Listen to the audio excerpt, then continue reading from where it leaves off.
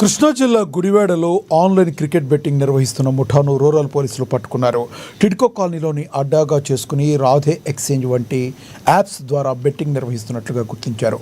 ఈ ముఠాకు సంబంధించిన 5 సభ్యులను అరెస్టు చేసి వారి నుండి 1,00,000కు పైగా నగదు, మొబైల్ ఫోన్లను పోలీసులు స్వాధీనం చేసుకున్నారు.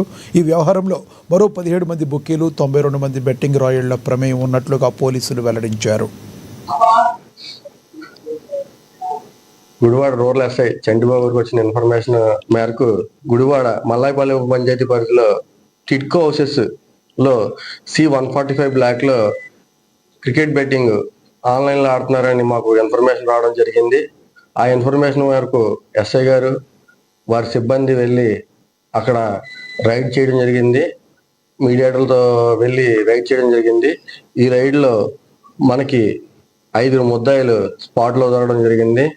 వాళ్ళు R777 రాధే ఎక్స్చేంజ్ అనే యాప్ల ద్వారా ఆన్లైన్ లో క్రికెట్ బెట్టింగ్ చేస్తున్నారని గుర్తించి వారి వద్ద నుండి 1,05,000 రూపాయల క్యాష్, అదేవిధంగా 8 సెల్ ఫోన్లు సీజ్ చేసి ఎఫ్ఐఆర్ చేయడం జరిగింది.